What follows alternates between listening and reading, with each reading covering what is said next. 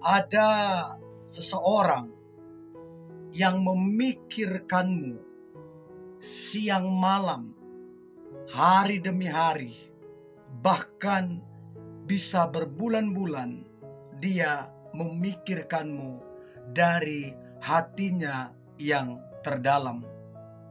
Dia memikirkanmu karena dia punya perasaan yang spesial sama kamu. Dia tertarik dengan personalitimu. Dia tertarik dengan pribadimu. Dia ingin lebih dekat dengan kamu. Dia ingin kamu jadi kekasih hatinya. Dia ingin memberikan yang terbaik. Masalahnya adalah kamu tidak menyadari. Bahkan sikapmu cuek terhadap dia. Dan saya pikir kamu akan sangat rugi kalau kemudian kamu mengabaikan yang terbaik. Apalagi kalau dia tipikal kamu kan. Untuk itu saya berharap ini membantumu untuk lebih peka dan tajam menilai siapa orang itu. Ada 10 tanda seseorang memikirkanmu dari hatinya yang paling dalam. Tanda yang pertama, orang tersebut berusaha menghubungi kamu berkali-kali.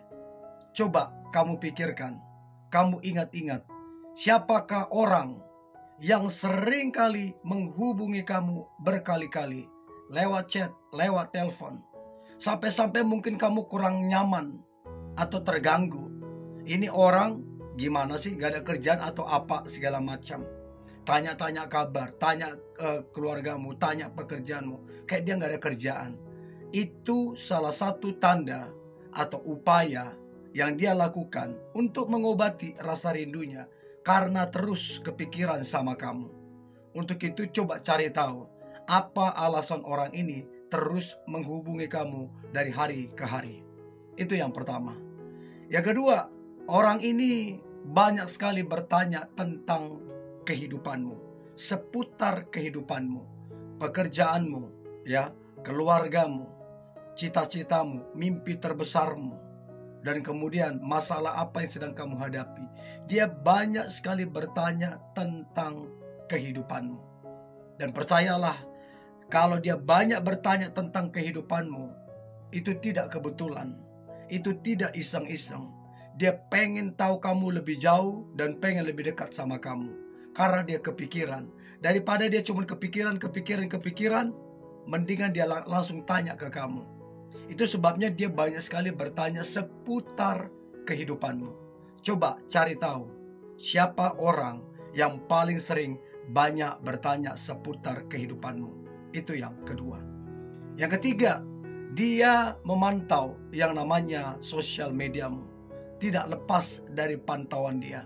Facebookmu, Instagrammu, Twittermu, YouTubemu, TikTokmu, semua sosial mediamu, dia pantau semuanya. Dia follow semuanya. Dia like, dia komen. Jadi kalau kamu aktif di sosial media, kamu bisa lihat ini orang aktif banget ngikutin saya, aktif banget kasih like, aktif banget komentar. Dan kamu pikir itu biasa? Enggak.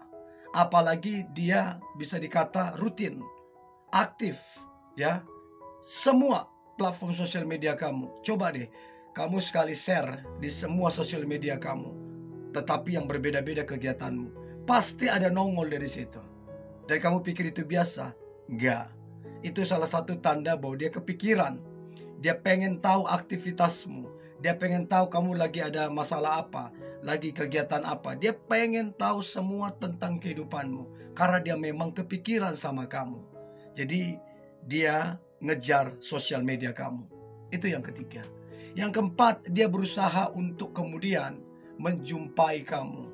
Adalah satu kebahagiaan mengobati rasa rindu untuk kemudian menjawab apa yang dia pikirkan dengan cara menjumpai kamu secara dadakan. Dan bisa saja dia kasih alasan, oh iya mumpung sekali lewati rumahmu lah, lewati kantormu lah. Tapi masalahnya adalah sering gitu loh. Kalau satu kali mungkin oh iya masuk akal. Tapi kalau sering, nah itu yang perlu kamu pertanyakan. Berarti dia menjumpai kamu dengan sengaja dan sering. Nah kamu mesti lihat itu. Itu salah satu upaya untuk kemudian menjawab apa yang dia pikirkan, apa yang dia rasakan, rasa rindunya sama kamu. Itu yang keempat.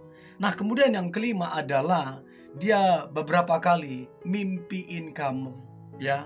Tentunya mimpin kamu yang baik ya, bukan yang aneh-aneh. Mimpin kamu seminggu bisa berapa kali, sebulan bisa berapa kali. Dan itu ada alasannya. Orang kalau sampai mimpi, ada beberapa alasan. Yang pertama, ya rasa rindu. Coba teman-teman yang rindu sekali sama seseorang atau almarhum, katakanlah orang tua segala macam, pasti sampai ke bawah mimpi. Ada juga yang orang kemudian mimpi berkali-kali karena apa? Kepikiran. Coba teman-teman kepikiran sesuatu sepanjang hari. Kamu kepikiran mobilmu lah, kepikiran keluargamu lah, kepikiran temanmu lah, kepikiran dia lah. Pasti ke bawah mimpi. Itu seringkali terjadi. Jadi kalau dia sampai berapa kali mimpiin kamu, ya karena dia memikirkanmu siang dan malam, hampir setiap hari. Itu yang kelima. Yang keenam, dia mengikuti detail, ya, mengikuti dan mengingat detail hal-hal kecil tentang kamu, kebiasaan-kebiasaanmu. Contoh, kamu itu pembersih, ya. Contoh, kamu itu orangnya tepat waktu. Kamu itu memegang perkataan orang, ya. Pokoknya hal-hal kecil, hal-hal yang biasa kamu lakukan, ya. Contoh habis makan, ya, kamu rapikan meja lah, terus kemudian kamu buang sampah lah ke tempat yang gimana, begitulah. Pokoknya hal-hal kecil yang kamu mungkin luput tapi dia perhatikan. Sampai kamu tahu, kok bisa dia tahu ya kebiasaan saya. Dia pelajari, dia ingat. Itu yang keenam. Yang ketujuh, bahasa tubuh dia akan terlihat kalau dia itu memikirkan dan merindukanmu. Bahasa tubuhnya apa? Dia menatapmu, dia tersenyum, dia semangat, antusias. Itu kan bahasa-bahasa tubuh orang yang tertarik, bahasa-bahasa tubuh orang yang kepikiran, bahasa tubuh orang yang kemudian merindukan. Jadi gak bisa dibohongin. Bahasa tubuh seseorang akan menggambarkan suasana hatinya, apa yang dia rasakan, apa yang dipikirkan. Jadi coba lihat gestur tubuhnya tiap kali melihatmu, tiap kali ketemu, tiap kali ngobrol sama kamu. Perhatikan bahasa tubuhnya. Itu gak bisa dibohongin. Itu yang ketujuh. Nah, kemudian yang kedelapan adalah dia perhatian, dia peduli terhadapmu, seputar kehidupanmu, bahkan keluargamu juga dia peduli.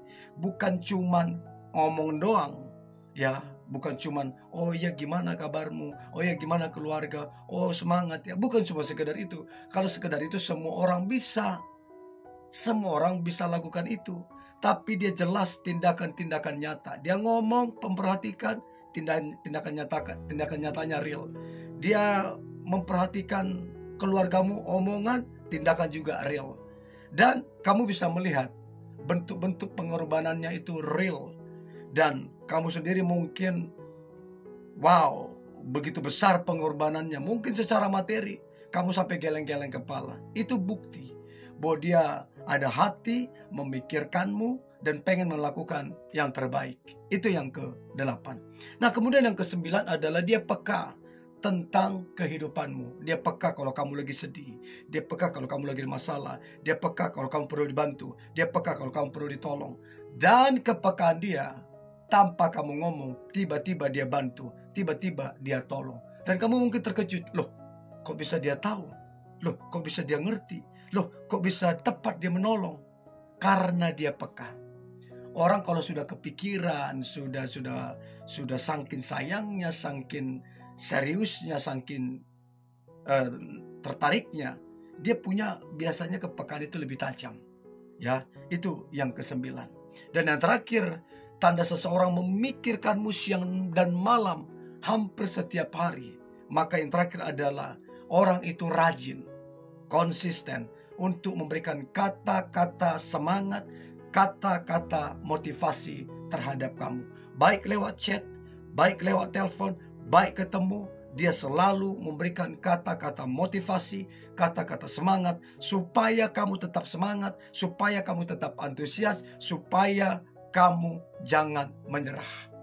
Nah, teman-teman, dari 10 tanda ini, yang mana yang kamu dapatin, yang sering kamu alami, bahwa orang itu memikirkanmu dengan melakukan beberapa hal yang saya sebutkan tadi. Coba, yang mana yang kamu dapatin? Komen ya, saya pengen tahu. Oke? Ini yang boleh saya bagikan, jangan lupa like, komen, share, supaya makin banyak orang kemudian terbantu. Tetap semangat, God bless you.